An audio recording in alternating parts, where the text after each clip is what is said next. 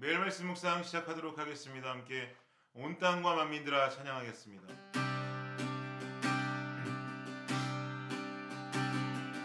온 땅과 만민들아 주의 음성 듣고 모두 기뻐하라. 산들과 나무들도 즐겁게 춤추며 함께 손뼉 쳐라. 사랑과 정의를 주시는 주 영원한 그의 나라.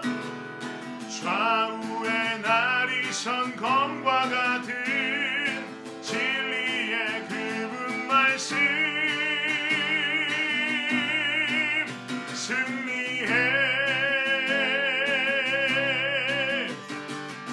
땅들아 기뻐하라. 죄인 구하시려 주님 오신다네. 십자가 구원으로 우린 물리쳤네. 어둠의 세력을 사랑과 정의를 주시는 주 영원한 그의 나라. 좌우에 나리선 검과 같은 진리의 그분 말씀 승리해. 모두 다 소리 높여 주님 찬양해. 힘있게 찬양해.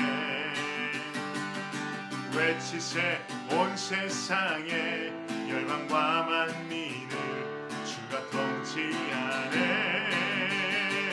사랑과 정의를 주시는 주 영원한 그의 나라. 좌우에 나리선 검과 같은 진리의 그분 말씀 사랑과 정의를 주시는 주 영원한 그의 나라. 좌우에 나리선 검과 같은 진리의 그분 말씀 승리해.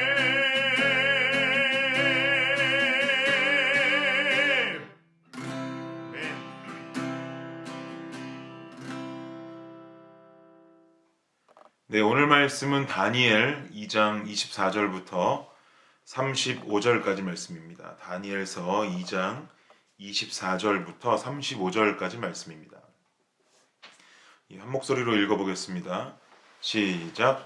이에 다니엘은 왕이 바벨론 지혜자들을 죽이라 명령한 아리옥에게로 가서 그에게 이같이 이르되 바벨론 지혜자들을 죽이지 말고 나를 왕의 앞으로 인도하라. 그리하면 내가 그 해석을 왕께 알려드리리라 하니, 이에 아리옥이 다니엘을 데리고 급히 왕 앞에 들어가서 아뢰되 내가 사로잡혀온 유다 자손 중에서 한 사람을 찾아내었나이다. 그가 그 해석을 왕께 알려드리리이다 하니라. 왕이 대답하여 벨드사살이라 이름한 다니엘에게 이르되 내가 꾼 꿈과 그 해석을 내가 능히 내게 알게 하겠느냐 하니, 다니엘이 왕 앞에 대답하여 이르되 왕이 물으신 바 은밀한 것은 지혜자나 술객이나 박수나 점쟁이가 능히 왕께 보일 수 없으되 오직 은밀한 것을 나타내실 이는 하늘에 계신 하나님이시라. 그가 느부갓네살 왕에게 후일에 될 일을 알게 하셨나이다. 왕의 꿈 곧 왕이 침상에서 머릿속으로 받은 환상은 이러하니이다. 왕이여, 왕이 침상에서 장래일을 생각하실 때에 은밀한 것을 나타내시는 이가 장래일을 왕에게 알게 하셨사오며, 내게 이 은밀한 것을 나타내심은 내 지혜가 모든 사람보다 낫기 때문이 아니라 오직 그 해석을 왕에게 알려서 왕이 마음으로 생각하던 것을 왕에게 알려주려 하심이니이다. 왕이여, 왕이 한 큰 신상을 보셨나이다. 그 신상이 왕의 앞에 섰는데 크고 광채가 매우 찬란하며 그 모양이 심히 두려우니 그 우상의 머리는 순금이요 가슴과 두 팔은 은이요 배와 넓적다리는 노시요 그 종아리는 쇠요 그 발은 얼마는 쇠요 얼마는 진흙이었나이다. 또 왕이 보신즉 손대지 아니한 돌이 나와서 신상의 쇠와 진흙에 발을 쳐서 부서뜨림에 그때의 쇠와 진흙과 녹과 은과 금이 다 부서져 여름 타작마당에 겨같이 되어 바람에 불려 간 곳이 없었고 우상을 친 돌은 태산을 이루어 온 세계에 가득하였나이다. 아멘.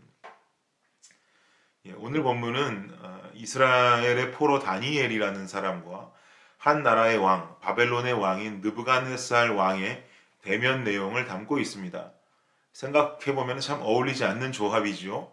한 포로와 한 나라의 왕의 대화라는 것, 뭔가 어울리지 않는 조합이다라고 생각이 듭니다. 도대체 어떤 일이 있었길래 이 다니엘이라고 하는 포로와 느부갓네살 왕이 만나서 이야기를 나누고 있는 것일까요? 본문으로 들어가서 좀 상황을 면밀히 살펴보도록 하겠습니다. 먼저 24절 말씀 보십시오. 함께 읽을까요? 시작. 이에 다니엘은 왕이 바벨론 지혜자들을 죽이라 명령한 아리옥에게로 가서 그에게 이같이 이르되 바벨론 지혜자들을 죽이지 말고 나를 왕의 앞으로 인도하라. 그리하면 내가 그 해석을 왕께 알려드리리라 하니. 다니엘은요, 아리옥이라고 하는 느부갓네살 왕의 근위 대장의 앞으로 나옵니다. 그리고 이 아리옥이라고 하는 근위 대장에게 말하기를 나를 느부갓네살 왕 앞으로 좀 인도해달라고 요청합니다. 그러면 내가 가서 그 왕의 꿈을 해석해 주겠다라고 말하죠. 지금 느부갓네살 왕의 현재 형편은요, 한 가지 꿈을 꾸고는 밤에 잠을 이루지 못하고 있는 상황입니다. 뭔가 고민에 빠져 있다라는 것이죠. 도대체 내가 꾼 꿈이 어떤 뜻을 가지고 있는지에 대한 고민이 있는 겁니다. 그런데 다니엘이라고 하는 자가 이 꿈을 해몽하겠다라고 하니까 이 느부갓네살 왕의 근위 대장인 아리옥이라는 자는 얼른이 다니엘을 고민하고 있는 느부갓네살 왕 앞으로 인도해 줄 수밖에 없는 것이죠. 이렇게 되면서 다니엘과 느부갓네살 왕의 만남이 이루어집니다. 26절 말씀 보십시오. 왕이 대답하여 벨드사살이라 이름한 다니엘에게 이르되 내가 꾼 꿈과 그 해석을 내가 능히 내게 알게 하겠느냐 하니. 왕은 묻습니다. 네가 정말 내가 꾼 그 꿈을 해석할 수 있겠냐? 네가 그 꿈을 해석해 줄 수 있겠냐? 라고 지금 묻습니다. 그러자 다니엘이 대답하기를 27절 보십시오. 다니엘이 왕 앞에 대답하여 이르되 왕이 물으신 바 은밀한 것은 지혜자나 술객이나 박수나 점쟁이가 능히 왕께 보일 수 없으되 라고 말하죠. 다니엘이 대답하는 겁니다. 그런데 이 다니엘의 대답이 참 멋집니다. 왕이시여 그 은밀한 것은 지혜자나 술객이나 박수나 점쟁이가 알 수 있는 부분이 아닙니다 라고 지금 대답하는 겁니다. 그렇다면 누가 알 수 있을까요? 그 은밀한 것을 누가 알 수 있다라는 이야기일까요? 이어지는 28절 보십시오. 중요한 말씀인데요. 한번 한 목소리로 읽겠습니다. 시작. 오직 은밀한 것을 나타내실 이는 하늘에 계신 하나님이시라. 그가 느부갓네살 왕에게 후일에 될 일을 알게 하셨나이다. 왕의 꿈, 곧 왕이 침상에서 머릿속으로 받은 환상은 이러하니이다. 무슨 말입니까? 오직 은밀한 것, 그 은밀한 것을 나타내실 수 있는 이는 누구라고 말하죠? 하나님이라는 겁니다. 굳이 이런 말을 할 필요가 있을까 싶습니다. 우상단지나 섬기는 느부갓네살 왕에게 하나님이라는 존재는 그에게 있어서 이방신에 불과할 것이고 아니면 자신이 섬기는 여러 귀신들 중에 한 존재이겠거니 하고 여길지도 모르겠습니다. 느부갓네살이라고 하는 이 호칭의 뜻 자체도 느보신이요 상속자를 보호해 주시옵소서라는 뜻을 가지고 있는 칭호거든요. 하나님과는 전혀 상관이 없는 자이죠. 이런 느부갓네살 왕 앞에 뭐하러 굳이 하나님이라는 존재를 언급할 필요가 있냔 말입니다. 내가 꿈 해몽하기는 이런 꿈인 것 같습니다 라고 말하면 되지 왜 거기에 굳이 꼭 하나님이라는 존재를 먼저 집어넣고 있냔 말이죠. 그러나 다니엘은 느보신이여 상속자를 보호해 주시옵소서라고 하는 이 호칭의 의미를 가지고 있는 자에게 이 느부갓네살 왕 앞에 하나님이라는 존재를 정확하게 언급하고 알려주고 있습니다. 이러한 모습은요, 생각해보면 아주 위험천만한 모습입니다. 다른 신을 섬기는 한 나라의 왕한테 자신이 섬기는 하나님이라는 존재를 거론한다라는 것, 하나님이 그것도 위대하신 분이라는 것을 나타낸다라는 것, 이것은요 자칫 하면은 왕의 권위로 인해서 이 한 포로의 목숨 그냥 쉽게 빼앗겨 버릴 수도 있는 일입니다. 그러나 다니엘은요, 한 나라의 왕을 두려워하기보다 하나님을 경외하는 마음이 더욱 컸던 것이죠.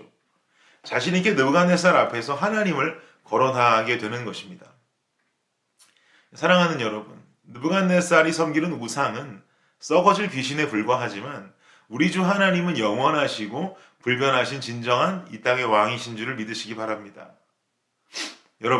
여러분은 여러분 삶에 있어서 과연 어떤 것에 더욱 가치를 두며 살아가십니까? 혹시 썩어질 세상의 가치를 두며 때론 하나님을 멀리하며 살아갈 때가 있지는 않으십니까? 그리스도인이라고 해서 모두 다 하나님을 향해 가치를 두며 살아가는 것은 아닌 것 같습니다. 그리스도인이라고 할지라도 썩어질 세상에 가치 두면서 살아가는 사람들 많이 있는 것 같습니다. 우리가 그리스도인이라고 할지라도 썩어질 세상의 가치를 두면서 살아가는 이 삶, 반드시 조심하고 경계해야 되는 삶의 모습인 것입니다. 그렇다면 썩어질 세상의 가치를 두며 살아가는 사람들의 특징은 무엇일까요? 그 특징은요, 오늘 본문에 나타나는 다니엘의 모습과 완전히 상반되는 모습이라고 생각하시면 됩니다. 썩어질 세상의 가치를 두며 살아가는 그리스도인들의 특징은요, 나의 욕구를 위해 하나님을 사용하는 사람을 말합니다. 나의 욕구를 충족시키기 위해서 하나님이라는 존재를 사용하는 사람이 바로 하나님보다는 세상의 가치를 두며 살아가는 사람들의 특징이란 말입니다. 오늘 다니엘의 모습을 보십시오. 다니엘은요, 자신의 욕구를 채우기 위해서 하나님을 사용했던 자가 아닙니다. 완전히 반대입니다. 다니엘은 하나님의 나라를 위해서 자신을 도구로 사용한 자입니다. 여러분, 이것 아주 중요한 원리입니다. 하나님은 하나님의 나라를 위해서 나를 도구로 사용할 그리스도인을 찾고 계십니다. 하나님의 나라를 위해서 내가 무엇을 할 수 있을지, 내가 어떤 도구로 사용될 수 있을지 고민하는 그 사람을 찾고 계신단 말입니다. 사랑하는 여러분, 나 자신의 모습을 돌아보길 원합니다. 과연 여러분은 나의 욕구를 충족시키기 위해서 하나님을 도구로 사용하고 계십니까? 아니면 하나님의 나라를 위해 나 자신을 도구로 사용키 원하십니까? 하나님 나라가 우선 되어져야 합니다. 후자가 되어야 할 줄 믿습니다. 나는 하나님 나라를 만들기 위한 도구가 되어야 하는 것입니다. 이것이 우선 되어질 때 하나님께서 우리의 인생을 자연스럽게 책임지시는 것입니다. 오늘 말씀을 통해서 썩을 세상의 가치를 두는 자인지 아니면 영원한 하나님 나라의 가치를 두는 자인지를 돌아보기를 원합니다. 그리고 과연 나는 하나님 나라를 위해서 어떤 도구가 될 것인가, 어떻게 하나님 나라를 위해서 쓰임받을 것인가를 고민하는 하루가 되기를 원합니다. 우리가 하는 그 고민의 시간들이 하나님께는 기쁨의 시간이 될 것입니다. 진정 하나님을 기쁘게 해드리는 오늘 하루가 되시기를 간절히 바랍니다. 기도하시겠습니다.